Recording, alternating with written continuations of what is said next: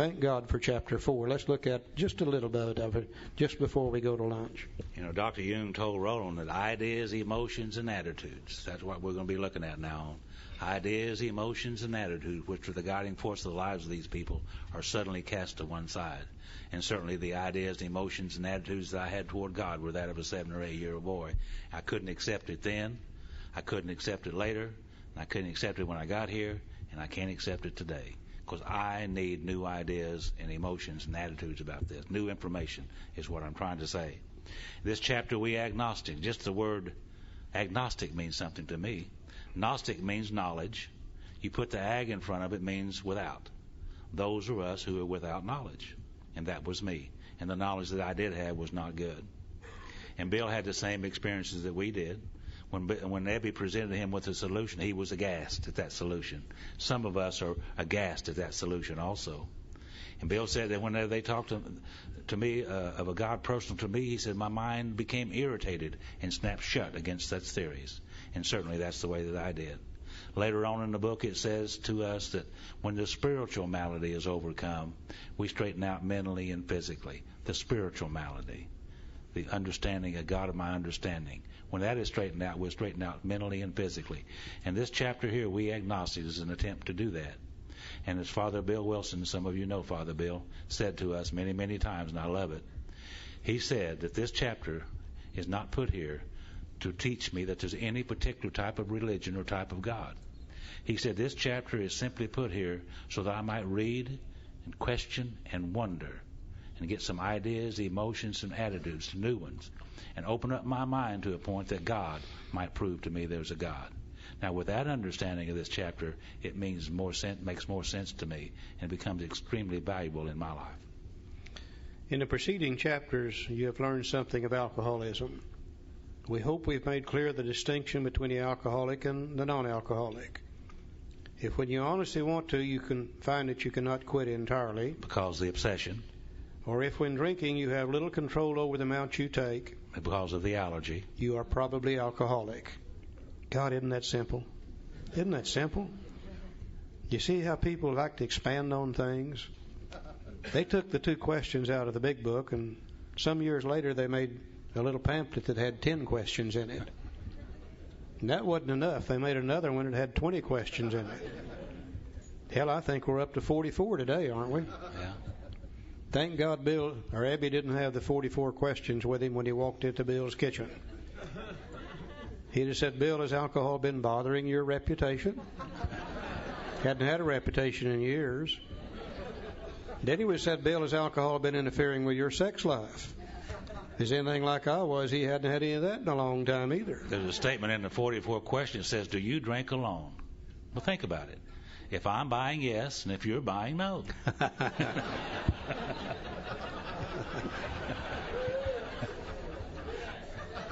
We had an old friend that used to live in Tyler, Texas. His name was Wino Joe. I've always felt sorry for everybody in AA that didn't get to meet Wino Joe. He was a real character. He's dead now. But Wino Joe had made up his own list to ask yourself to see if you're alcoholic. And the first question on his list was, has the roof of your mouth ever been sunburned? While drinking.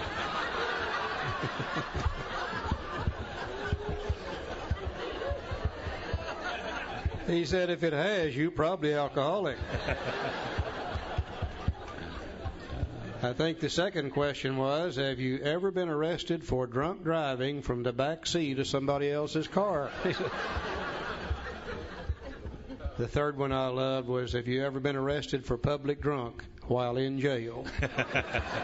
He had a real list of them. We only need these 2. I use them all the time.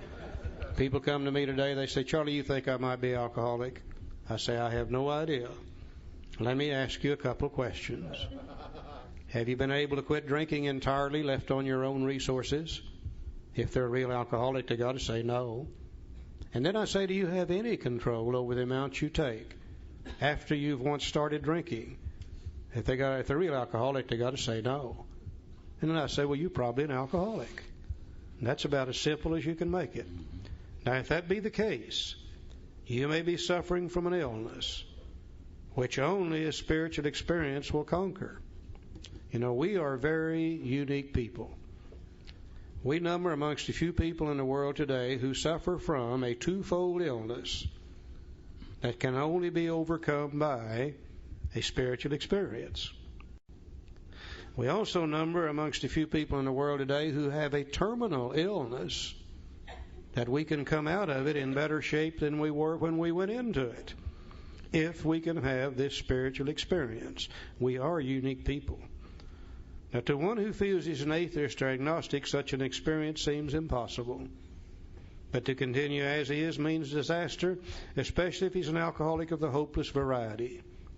To be doomed to an alcoholic death, Step 1. Or to live on a spiritual basis, Step 2. Are not always easy alternatives to face. But it isn't so difficult. About half our original fellowship were of exactly that type. At first, some of us tried to avoid the issue, hoping against hope we were not true alcoholics. But after a while, we had to face the fact that we must find a spiritual basis of life or else. Perhaps it's going to be that way with you. But cheer up. Something like half of us thought we were atheists or agnostics, and our experience shows that you need not be disconcerted. And I had to stop right here and see what is my belief as far as this God thing is concerned. And today we find there's only one of three ways that you can believe as far as God's concerned. One way is to be an atheist. Now, an atheist says there is no God. Therefore, they have no power greater than human power to turn to. The atheist would have to stand on their own 2 feet, run their own show. And I said, Charlie, are you an atheist? I said, no. I've always believed in some kind of God, so I'm not an atheist. I said, well, then maybe you're an agnostic. So I had to go to the dictionary and look that word up. And like Joe said, the word agnostic means without knowledge. An agnostic believes that there is a God. But since we've never tried to use God's power in our life, we've run our own show, stood on our own 2 feet. We've never received God's power, so we don't know that God exists. We believe in some kind of God, but we don't really know whether that's true or not. And I think that's what most of us are when we get here. Most of us get here with some belief in a God, but we have never turned to that God, and we've been running our own show and standing on our own 2 feet and doing our own thing. Even though we believed in God, we acted as if we did not believe in them. An agnostic is one without knowledge of God, just belief. Now, if you're an atheist or an agnostic, then the question becomes, how do you become a true believer in God? A true believer is one that knows that God exists. Don't believe it, knows it. A true believer is one who has experienced God's power in their life. And God has given them whatever they need to have a successful life. I don't think any of us get here as a true believer. Because if we knew God and experienced God's power, then we wouldn't have to come to AA to solve our problem. Most of us come here as agnostics. Now, whether we be atheist or agnostic, the question becomes, how do you get from that stage to the stage of one who is a true believer and can receive God's power in our life? Page 45, first paragraph. Lack of power, that was our dilemma. You know, if we wasn't powerless, we wouldn't be here, would we? Lack of power, that was our dilemma. We had to find a power by which we could live, and it had to be a power greater than ourselves, obviously. But where and how were we to find this power? Well, that's exactly what this book is about. Its main object is to enable you to find a power greater than yourself which will solve your problem. It doesn't say which will enable you to solve it or will help you solve it. It says the main object is to enable you to find a power greater than yourself, and then that power will solve the problem. And I find, interestingly enough, from page 45 on in the big book Alcoholics Anonymous, we don't talk about alcohol anymore. We're through with that. We talk about one thing and one thing only. If you are powerless, whether you be atheist or agnostic, if you are powerless, how do you find the power? And if you can find the power, then the power will solve the problem. Okay, we're going to go to page 46 in the chapter We Agnostics. And the book says that, yes, we of agnostic temperament have had these thoughts and experiences. Let us make haste to reassure you. We found as soon as we were able to lay aside prejudice and express even a willingness to believe in a power greater than ourselves, we commenced to get results, even though it was impossible for any of us to fully define or comprehend that power, which is God. Much to our relief, we discovered we did not need to consider another's conception of God. Our own conception, however inadequate, was sufficient to make the approach and effect the contact with Him. You know, my sponsor at that time, George, saw that I had a real problem with this idea about God, and he asked me about it, and I said, yes, I am. I'm having a hard time trying to understand. And he said, well, I've noticed that. He said, why don't you do something that helped him and maybe it would help me? He said, why don't you go home tonight and write down on a piece of paper what you would like God to be, laying aside all that stuff you think that you know, and just write down on a piece of paper what you would like God to be. And so I went home that night and I wrote down some things, and I'm not going to tell you what it is. Up to you. And I wrote down some things I wanted God to be, and I showed them to George, and he looked at them, and he said, well, that's good, Joe. So you can begin with that. See, I didn't know you could do that. And down in the South, you go to hell for making up your own God. True. You had to believe as they believed. You had to have faith in what they had faith in. If you didn't, you was going to go to hell. But George gave me permission, and I needed that permission to sit down and to say, I would like God to be these things. And he said, that's good. You can start with that and you can begin with that. And so that's exactly what I did. Where it says, much to our relief, we discovered we did not need to consider another's conception of God. Our own conception, however inadequate, was sufficient to make the approach and effect a contact with Him. Now here's where we can cast aside the first old idea. The old idea that I had was that you had to believe as they believed. And they had me convinced that if you didn't believe as they believe, there's no way that you're going to get anything good when it comes to God.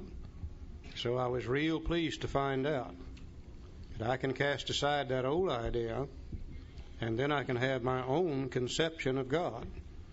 And like we said yesterday or last night, I find that I've never had any problem with my own conception of anything. And you let me start believing in God the way I want to, then I've got an entirely different idea. An old idea cast aside, replaced with a new idea. Begins right here. Yeah. And the book says, as soon as we admitted the possible existence of a creative intelligence, a spirit of the universe underlying the totality of things, we began to be possessed of a new sense of power and direction, provided we took other simple steps. We found that God does not make too hard a turn for those who seek Him.